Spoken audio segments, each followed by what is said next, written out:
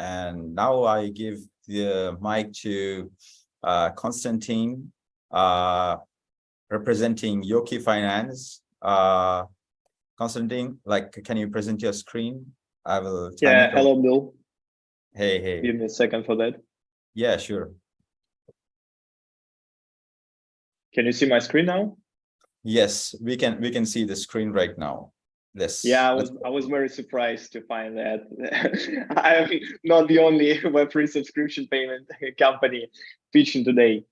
Yeah. But that's great, and I find that like a signal that we're moving towards the right direction, that more and more companies are onboarding to that space and seeing that that space as with high potential. Yeah. So let's start. Why even care about Yoki?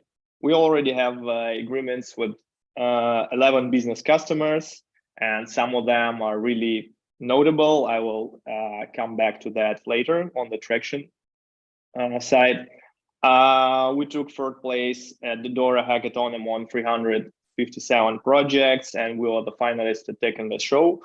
And the space is very emerging as the recurrent payments in fiat expected to be 1.5 trillion, and in crypto it barely exists. So what the problem are we solving? There are already like 30+ million active users in Web3 monthly, and there are a lot of the businesses that are accepting payments on the subscription model.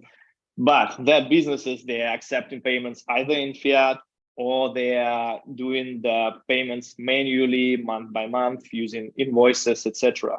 So customers are losing time on that, and businesses are losing money and opportunity.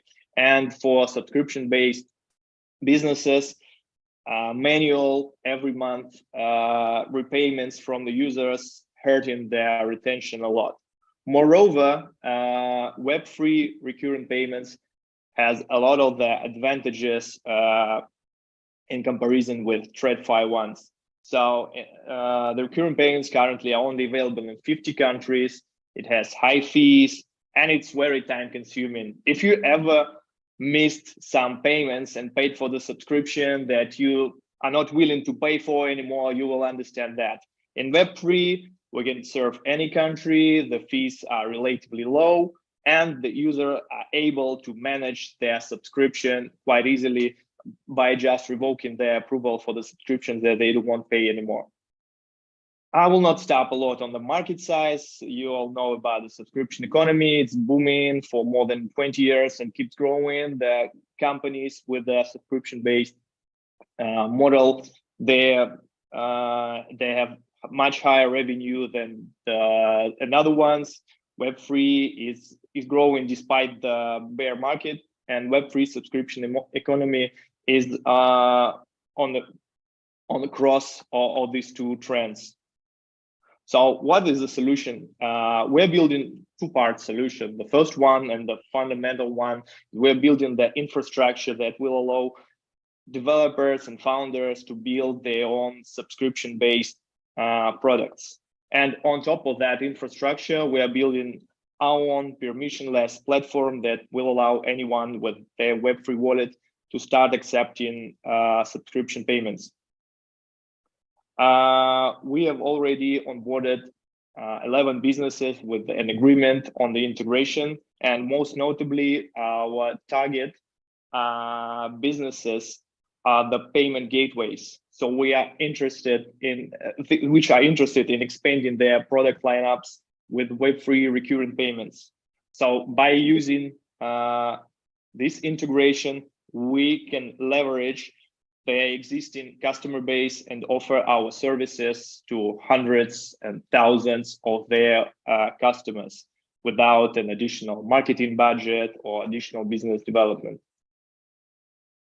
So there, our revenue model is quite straightforward. We charge fees on top of the transaction.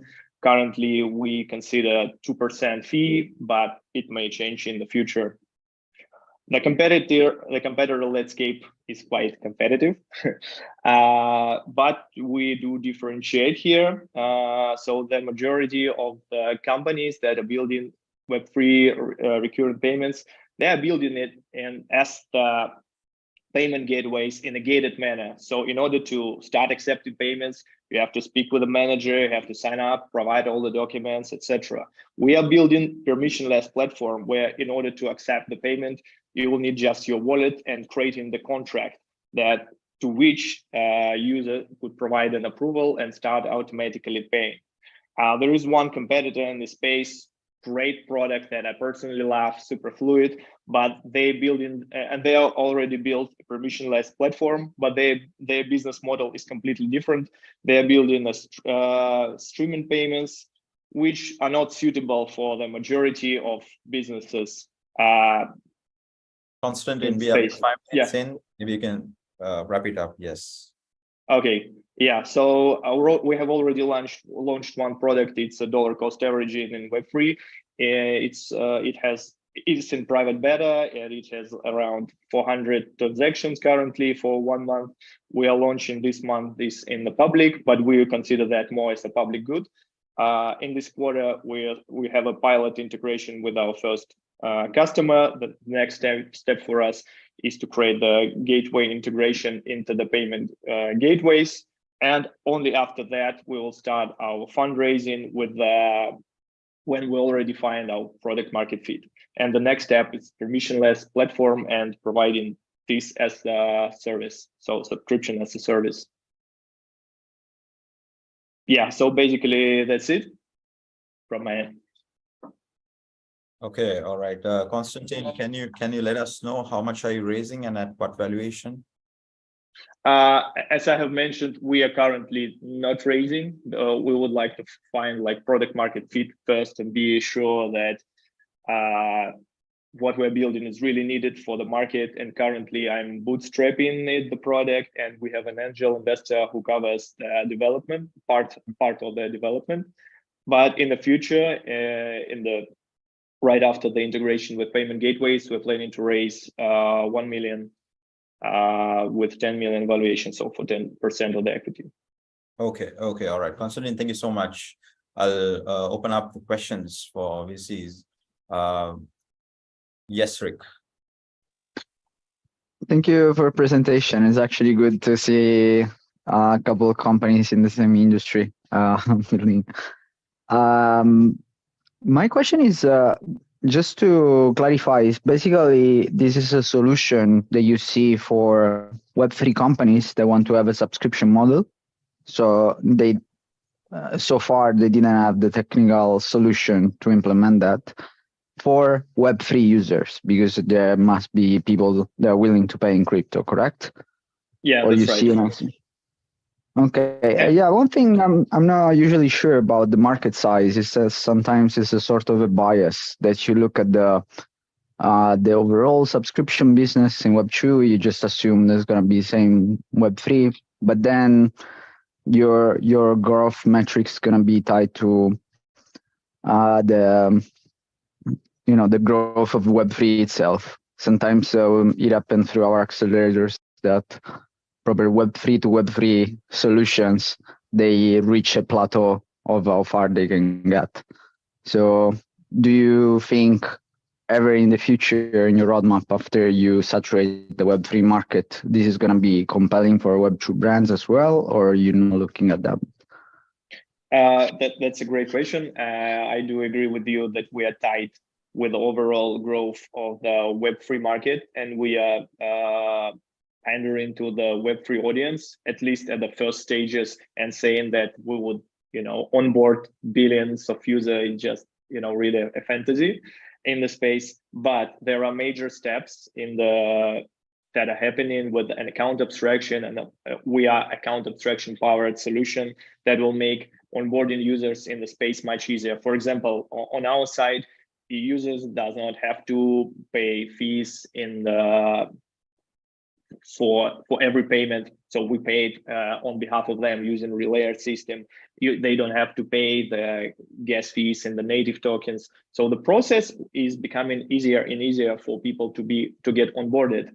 And for businesses outside of that, 50 countries that could currently accept recurrent payments in TradFi, for them, that's a vital solution that will allow them to start accepting payments. So they will make everything possible to onboard people into that, because that's the only option for them.